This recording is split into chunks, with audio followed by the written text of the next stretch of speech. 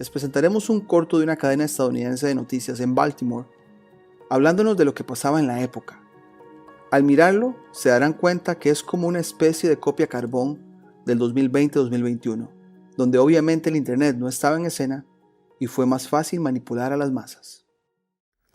At Concord Bridge, the shot was fired which Emerson immortalized as the shot heard round the world. It was the first shot of the American Revolution, and for years after, revolutionary ideas spread around the world. Today, we're facing a situation in which the health of the nations of the world may be endangered by the swine influenza. But in this country, we have a vaccine that can effectively meet this threat. Swine flu vaccine is really the shot needed around the world. Hello, I'm Dr. Worthington. Within a very few weeks, the Baltimore City Health Department hopes to be offering to the citizens of Baltimore protection against what could be a very devastating influenza outbreak. Here to talk to us about Baltimore's plans for the immunization vaccination campaign is Dr. John Beatty Huff, who is Commissioner of Health of Baltimore City. And we're happy to have you on our program today, Doctor, to explain for us the importance of the so-called swine flu and the vaccine that we've heard so much about. Now, what about swine flu? How important is it? It's very important that we get protected against the swine flu, because if the swine flu attacks people, as it has in New Jersey earlier this year, it's a very serious and devastating disease. It's one which was around here years ago, we believe, back in 1918, caused the death of millions of people around the world, and it's a very important disease to be protected against. In fact, the vaccine is the only protection we have. How about the germ itself? Could you tell us a little about its characteristics? I believe we have a picture here which will show people what the germ looks like. Well, the virus is in the cells.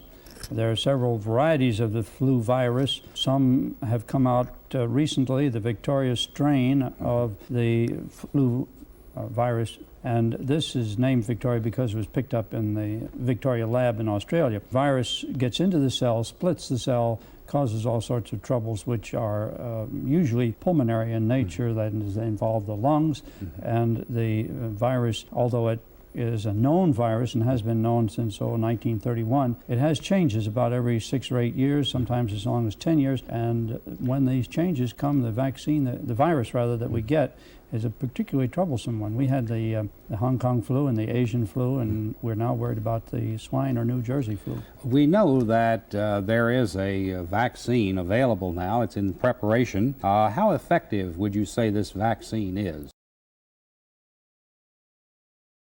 This vaccine is said to be somewhere around 80 to 90% effective. It's far more effective than the original vaccine, which came out in the late 50s. It's a very mild vaccine as far as its effects on people are concerned. It's the only protection. I think that's the important thing to stress, namely that the vaccine is the only protection we have against that specific virus, the swine or New Jersey strain, and one which we worry about because it's possible that it will be here with us this next flu season. Well, I've been asked this question, and I'm sure you have too. Are there any reactions to this vaccine? Very, very low rate of reactions. 1 or 2% of the people, that's 1 or 2 out of 100, will have a sore arm, and of that group, a very small proportion will have a low-grade fever of 101 or so, possibly 12 to 24 hours. This has been not discommoding. People have been able to go to work except with a higher fever. I want to stress that it's the only protection against swine flu that we can rely on. And certainly any reaction that you would have to it, in most instances, would be much more mild than it would be if you got the flu itself. Oh, the flu can be fatal, and very quickly. The flu involves the lungs. It involves the lungs with a sticky, mucilaginous, hemorrhagic, bloody fluid,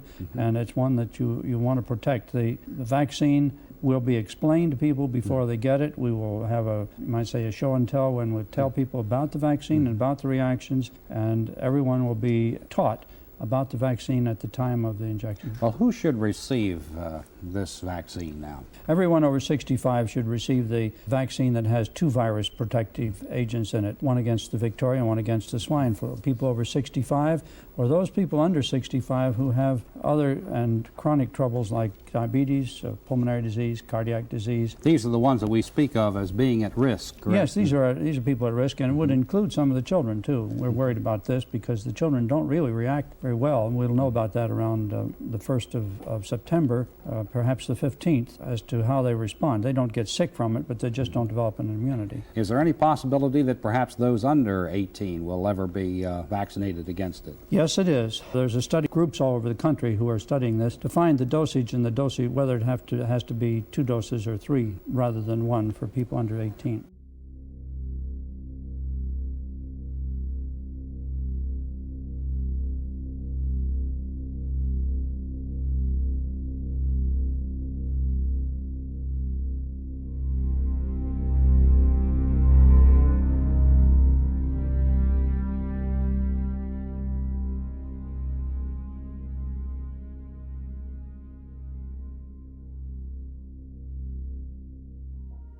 No mirar atrás en el tiempo ha sido una de las maneras de cómo nos han programado y adoctrinado, para que todo se vea como sorpresa e incertidumbre.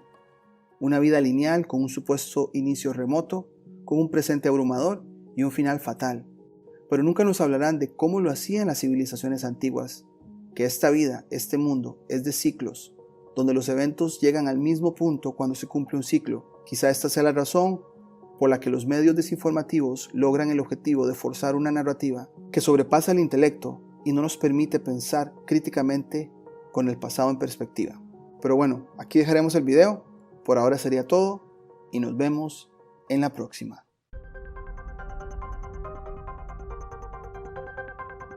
Si te gustó el contenido del canal, no olvides suscribirte, darle campanita para notificaciones, darle me gusta, comentar o compartir. Hasta la próxima.